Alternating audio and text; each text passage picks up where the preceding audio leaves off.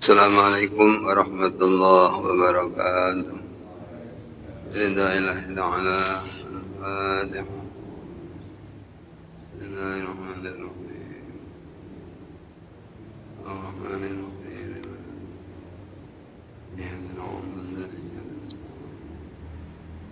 اهدنا الصراط المستقيم صراط الذين أنعمت عليهم غير نبينا وحبيبنا وقدوتنا شفينا رسولنا ومن صلى الله عليه وسلم. الفاتحة. بسم الله الرحمن الرحيم. إياك نعبد وإياك نستعين صراط الذين أنعمت عليهم غير الضالين شيخنا مسلمنا وعلمنا مرسل سلادين وردد من أبائنا وأجدادنا وأمامنا وعمادنا وأخواننا وأولادنا من المؤمنين والمؤمنات والمسلمين وعلى من أرسلنا وسلم. الفاتحة. بسم الله الرحمن الرحيم. مالك يوم الدين. إياك نعبد وإياك نستعين اهدنا الصراط المستقيم صراط الذين أنعمت عليهم ولا يصلي وسلم دائما أبدا على حبيبك خير الخلق كلهم هو الحبيب الذي ترجى شفاعته لكل هول من الأول مقتحم.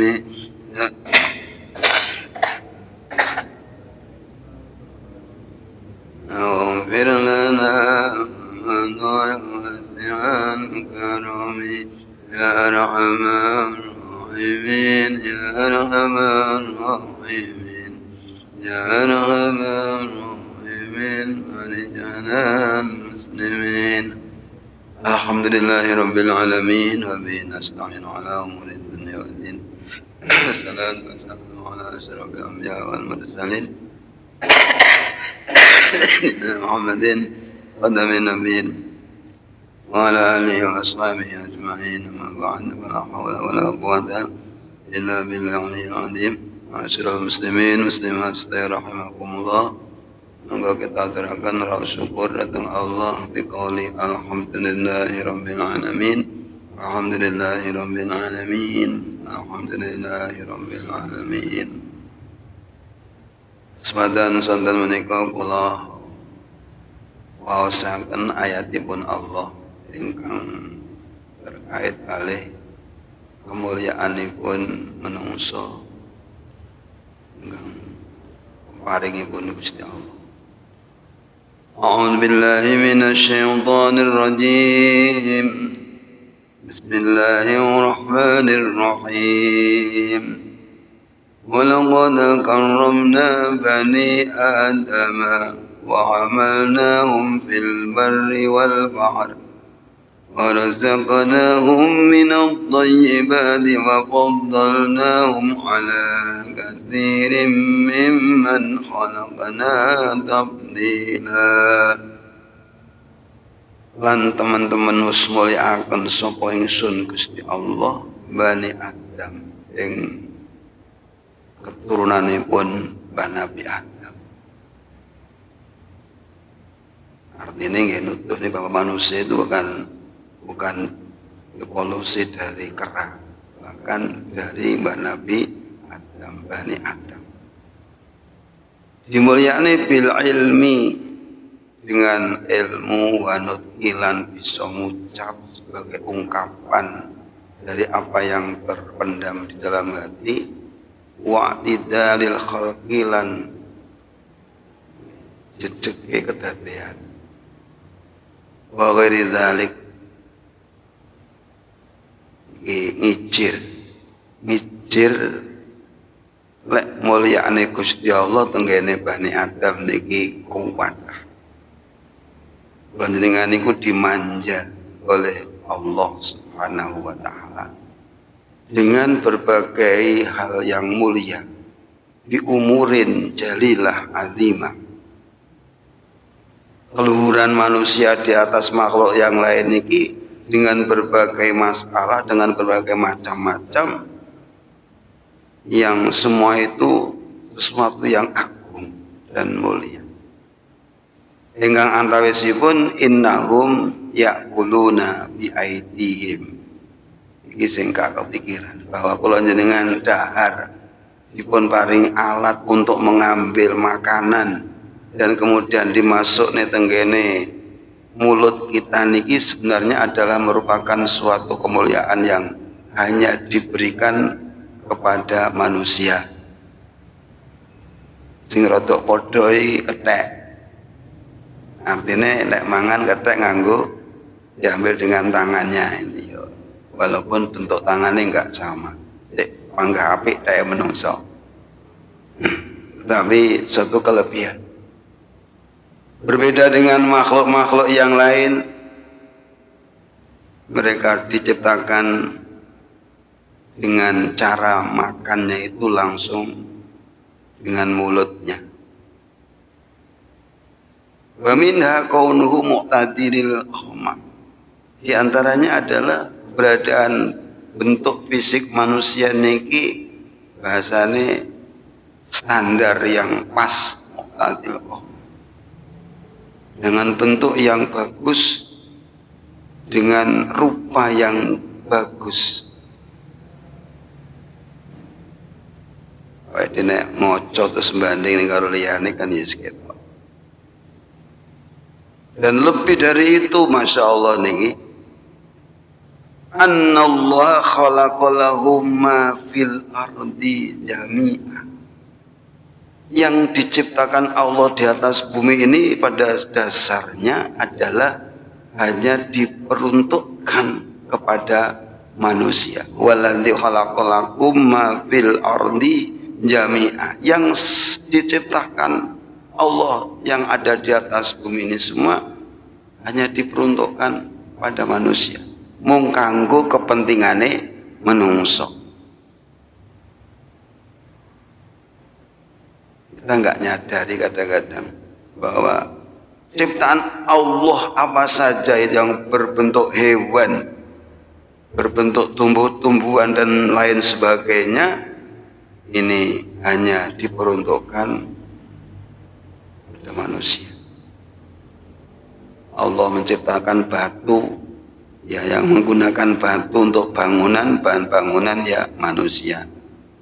Hewan yang lain nggak butuh bangunan apa, dia bertempat di mana, oke-oke saja, nggak perlu bangunan yang bagus-bagus.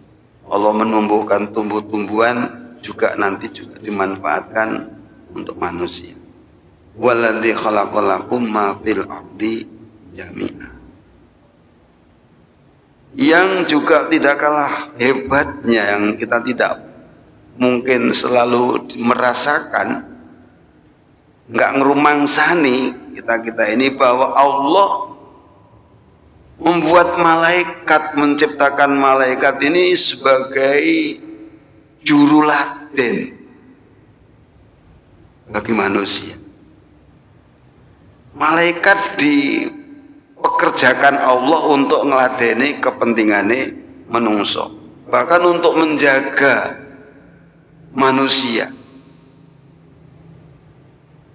Karena Wa'idih sering mengatakan kalau khususon Fatihah malaikat itu diantaranya adalah mengfatihai malaikat Jibril yang jelas bertugas menyampaikan wahyu disampaikan kepada Muhammad disampaikan untuk manusia. Jadi Jibril bertugas menyampaikan wahyu untuk membangun sebuah peradaban yang disampaikan oleh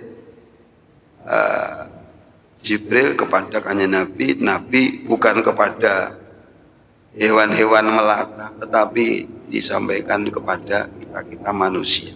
Wahyu yang mulia dikirim oleh Allah melalui malaikat Jibril, dan kepada nabi-nabi yang lain sesuai dengan zamannya. Itu semua adalah dalam rangka memuliakan manusia, diberikan tuntunan hidup oleh Allah melalui wahyu-wahyunya. Itu penggaweane malaikat Jibril. Malaikat yang mengatur hujan, mengatur rizki untuk manusia. Ada malaikat bahkan menjaga ketika kita tidur. Kita banyak lubang-lubang yang tidak tertutup, tetapi ketika tidur tidak ada satu ekor semut pun yang sempat masuk di telinga kita, di hidung kita, di mulut kita, di bagian-bagian yang lain. Nggak pernah di situ dimasuki hewan-hewan yang membahayakan. Ini harus disadari bahwa di situ ada faktor penjaga yang gaib, yaitu para malaikat. Ngandel yang ngono kuwi, gak ngandel yang ngono kuwi. Ini masalahnya tidak bisa dilihat oleh mata. Makanya ada bahasa hafadhah, para malaikat yang menjaga, wa hamalatul arsy yang memikul aras. Semua malaikat kita sampaikan bacaan Fatihah kepada mereka sebagai tanda terima kasih kita kepada para malaikat yang memang sudah diciptakan Allah untuk meladeni kepentingan manusia. Ini luar biasa loh. Jenengan karo malaikat ini nek dipikir mulya ndito. Cara status derajatnya manusia biasa dengan para malaikat itu cara jenengan ngono perasaane sik mulyaan menungsone apa mulyaan malaikate? Iki jawabane. Mulyaan didelok lakone pun seje. Malaikat tidak pernah maksiat.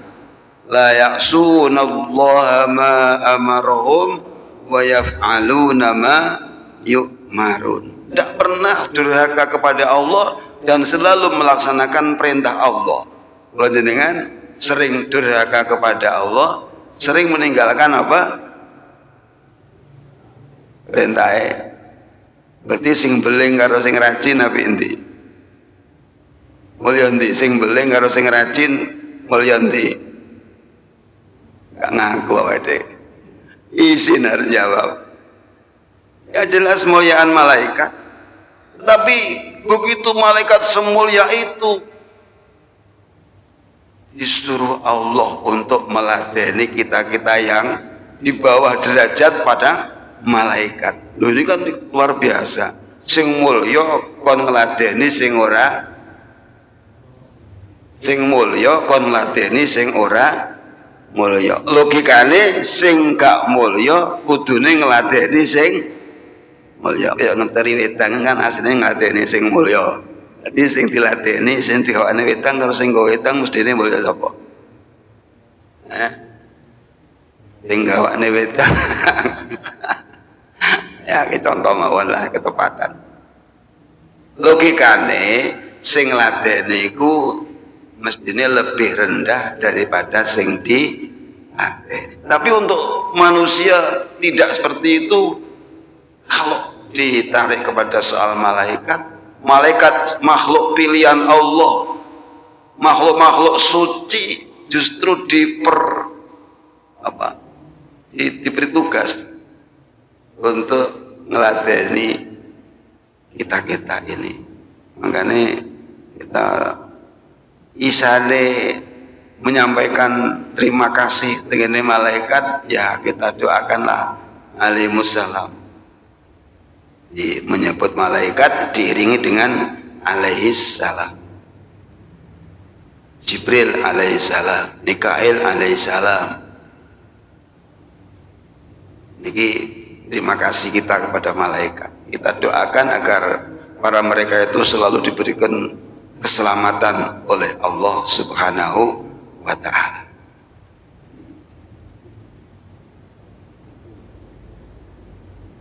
Ini luar biasa. Dan Allah berikan ilmu untuk manusia. Kepada manusia ini Allah berikan ilmu. Alama bil qalam, alamal insan ma lam ya'lam. Yang lain nggak diberi ilmu. Ilmunya ya hanya itu saja. Nggak bisa berkembang, nggak bisa bertambah. Isane wedhus ya ana ya ini ya ukur mbek-mbek, nggak bisa baca yang lain. Kita banyak yang bisa kita baca. Dan kita bisa bicara. Bicara ini adalah bentuk kemuliaan yang Allah berikan kepada manusia, di mana kita punya hati yang di situ ada terpendam berbagai macam rasa, berbagai macam niat, atau mungkin tujuan-tujuan apa. Tetapi kalau hanya terbatas di dalam hati saja tanpa ada ungkapan, ya nggak ada yang tahu lah. Kalau nggak diungkapkan dalam bentuk kata-kata, siapa yang tahu apa yang terpendam di dalam hati? Maka oleh Allah hati ini diberi mutarjim sebagai alat untuk menerjemah apa yang terkandung di dalam hati ini. Allah buatkan lesan untuk alat bicara. Alam naj'al lahu 'ainaini wa lisanahu wa syafatain. Allah berikan kita mata, Allah buatkan kepada kita lisan dan bibir dua sebagai alat penutup, dan lisan berfungsi untuk mengungkapkan sesuatu yang terpendam di dalam hati. Jadi untuk mengutarakan apa ini Allah berikan alat untuk menyampaikannya yang berwujud lisan. Jadi dari sisi fisik, zatiyahnya manusia ini sendiri sudah sulit untuk dihitung kemuliaan-kemuliaan yang Allah berikan kepada manusia. Belum hal-hal yang di luar fisik manusia, ini masih berkisar kemuliaan yang ada pada zat manusia, diri manusia ini sendiri. Belum yang lain-lain, belum yang bagian luar daripada manusia. Ini bisa ngucap, bisa berpikir, bisa memahami sesuatu, bisa tahu tentang akibat. Ini semua adalah hanya diberikan kepada manusia.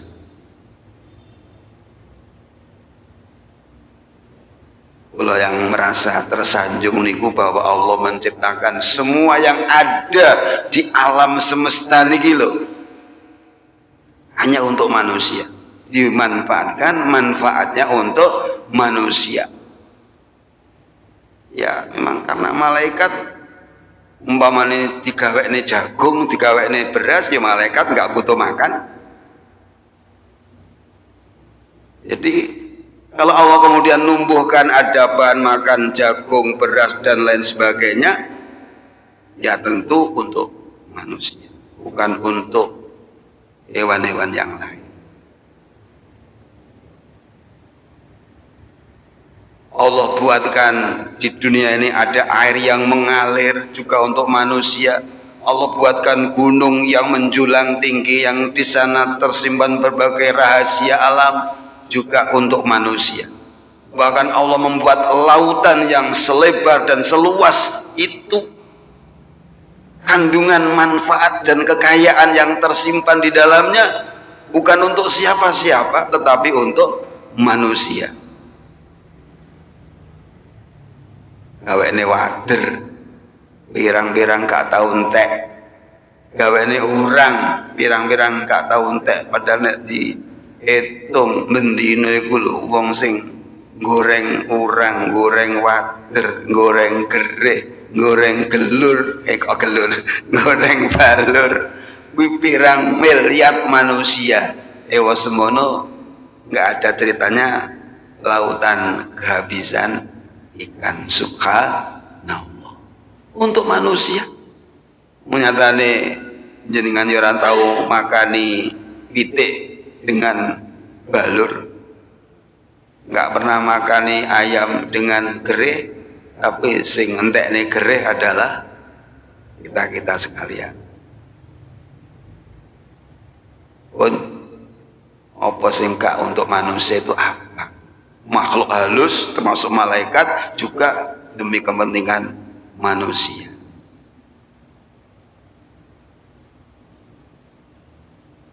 Bahkan yang kita nggak prediksi, sesuatu hewan yang kelihatannya nggak bersahabat dengan manusia, bahkan cenderung dibenci oleh manusia, tetapi Allah ciptakan hewan itu adalah untuk kepentingan manusia.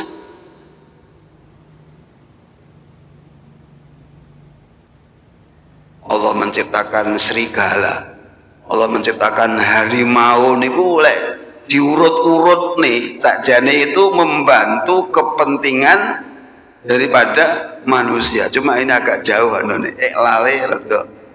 Mosok gawe serigala untuk kepentingan manusia.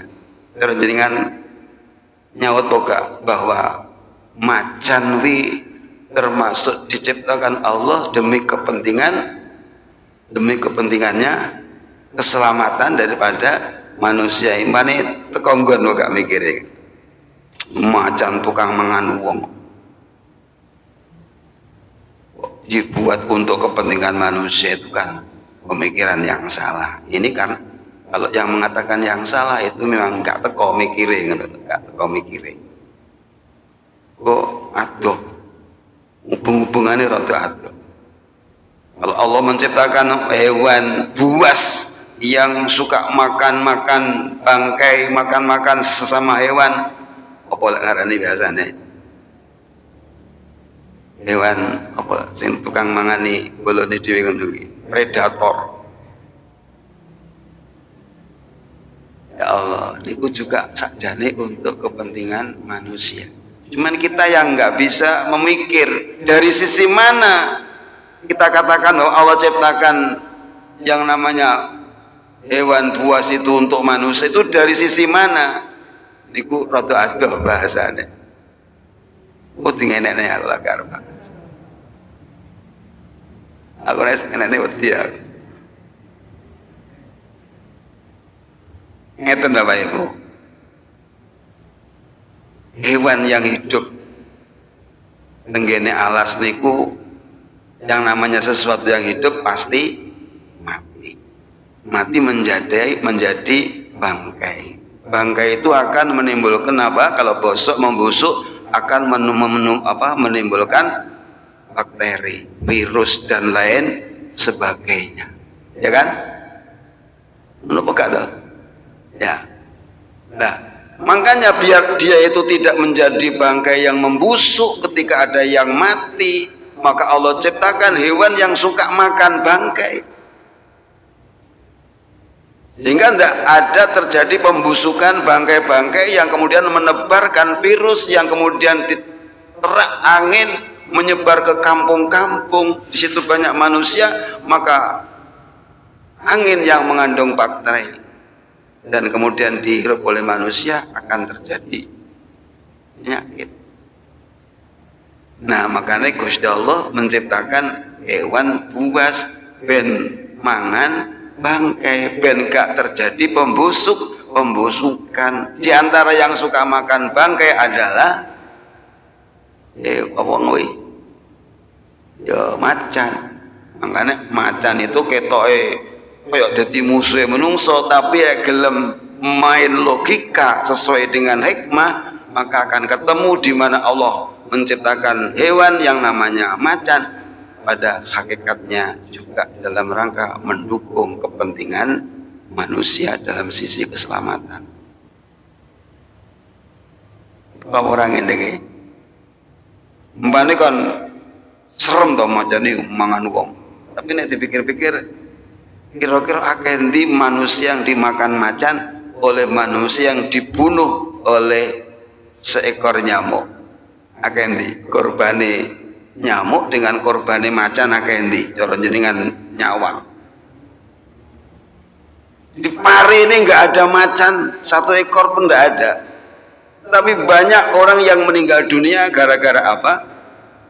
Gara-gara nyamuk. Artinya lebih membunuh dan lebih gawat nyamuk dibanding dengan apa?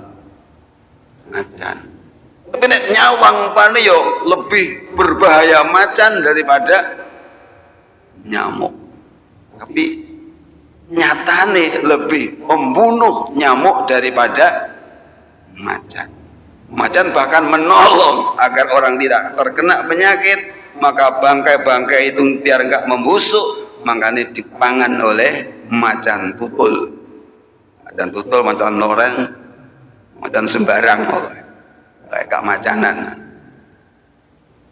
Ngaten niku kalau kita mau berpikir, akhirnya kita ketemu bahwa Allah menciptakan segala sesuatu adalah pasti mengandung hikmah. Alhamdulillah. Ini sebagai wujud kebenaran atas ayatipun Allah, waladzi khalaqalakum ma fil ardi jami'ah. Sampai ada orang yang ahli pikir menganalisa makhluk. Laler mawon laler niku seperti sing seneng karo laler. Tapi Allah ciptakan lalat untuk manusia sebenarnya. Terus dari sisi mana kepentingan lalat yang terkait dengan manusia?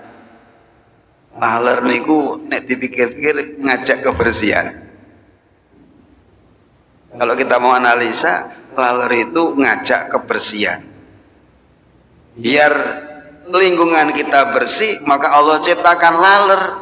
Lho kok ngono hubungannya piye? Ya soalnya laler iku senengane barang sing kotor, barang sing menjijikkan.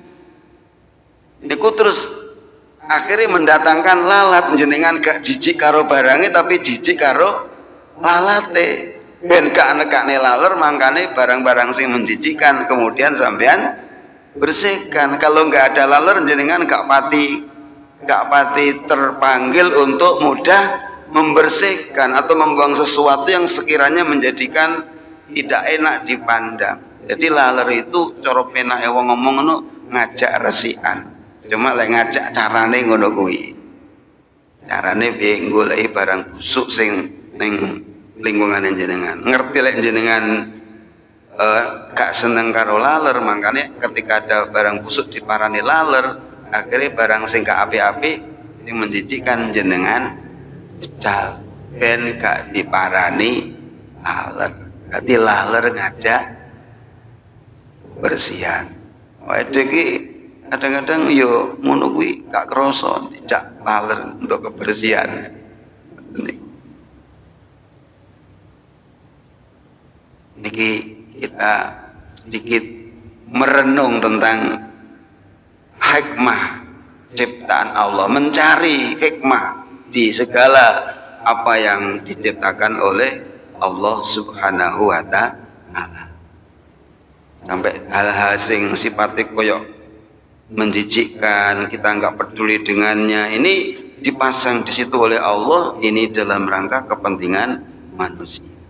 Nek sing karuan golongane sing enak-enak wis gak usah dionek ning gawe pitik untuk siapa?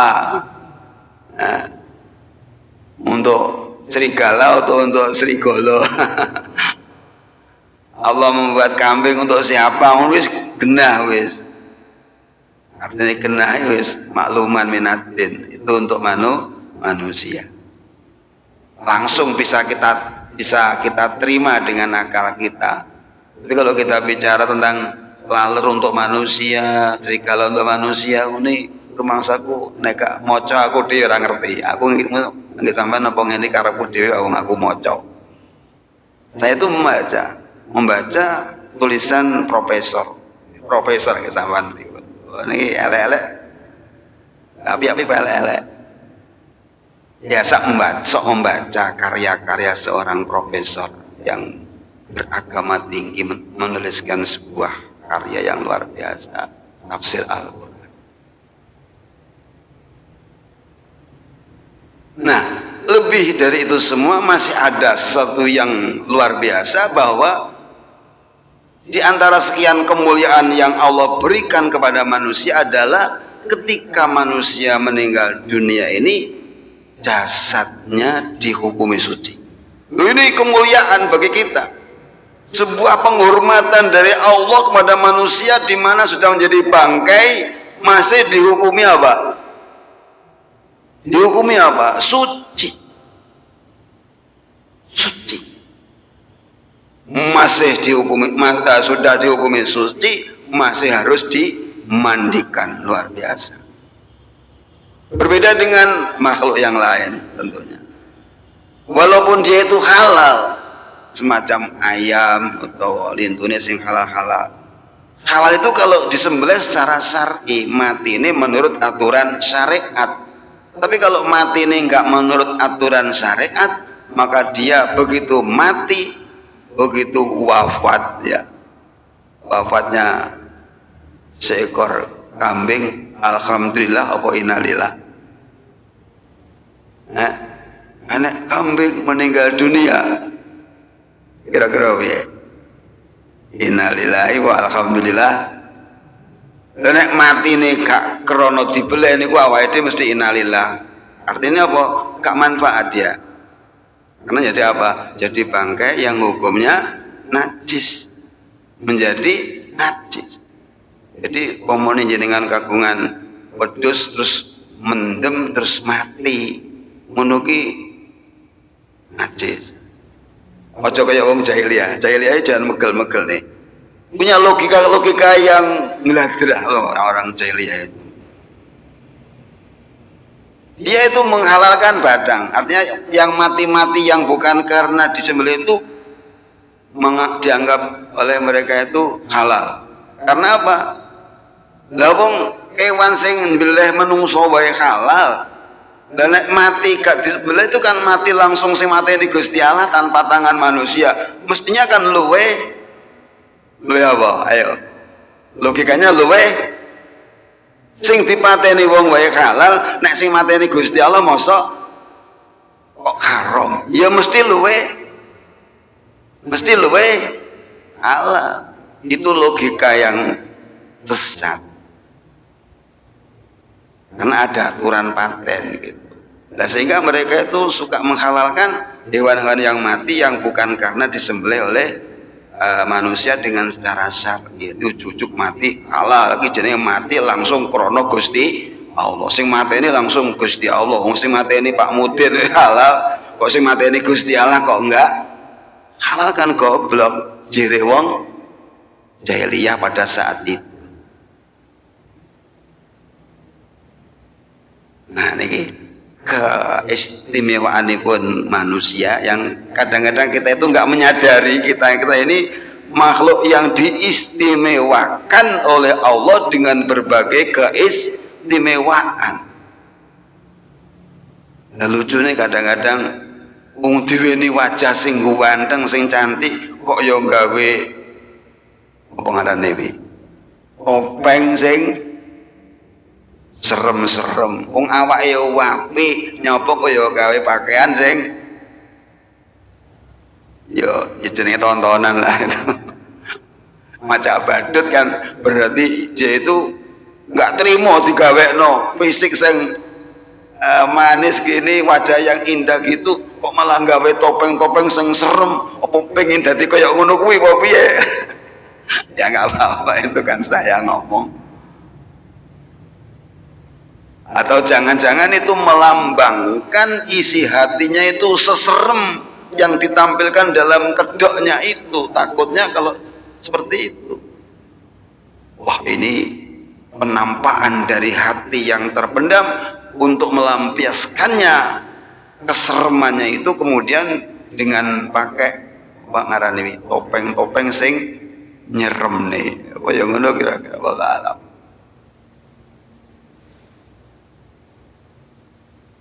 Niki analisis ulama para hadirin, kula mboten saged napa namung membaca analisis ulama niki.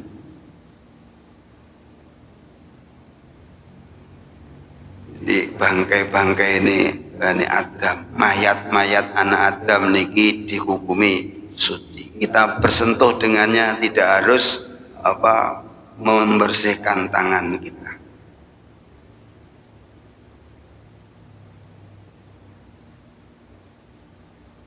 Sedangkan dalam firman Allah innamal musyrikuna najasun, orang musyrik itu najis. Itu yang najis bukan jasadnya, tapi akidahnya. Yang sifatnya adalah najis sebangsa maknawi, sehingga dikatakan najis oleh Al-Quran innamal musyrikuna najasun. Itu yang najis adalah akidah hakikatnya. Yang tidak benar itu ibarat najis yang bersifat rohani. Panjenengan jasadnya dihukumi suci oleh Allah, mudah-mudahan rohaninya kita juga tetap dalam kondisi fitrah suci, sehingga kita bisa sowan tengene Gusti Allah dalam kondisi yang suci. Allahumma amin. Makaten mugi-mugi manfaat maslahah dunya wal akhirah. Al-Fatihah. Alhamdulillah. Siratal ladzina an'amta 'alaihim. Alhamdulillahirabbil alamin. Hamdan katsiran thayyiban mubarakan wa fi ni'am yukafi mazidah. Ya Rabbana lakal hamdu kama yanbaghi li jalali wajhika wa 'azimi sultanik. Allahumma shalli ala sayyidina Muhammad. Allahumma anfa'na ma 'allamtana wa 'allimna ma yanfa'una wa zidna 'ilman. Rahmatik. Rabbana atina fid dunya hasanah wa fil akhirati hasanah wa qina adzabannar. ربنا تقبل منا إنك أنت السميع العليم وتب علينا إنك أنت التواب الرحيم. صلى الله على سيدنا محمد. الحمد لله رب العالمين. الفاتحة. سبحانك اللهم بحمدك أشهد أن لا إله إلا أنت أستغفرك إليك. سبحانك اللهم بحمدك أشهد أن لا إله إلا أنت أستغفرك إليك. سبحانك اللهم بحمدك أشهد أن لا إله إلا أنت أستغفرك إليك. السلام عليكم ورحمة الله وبركاته.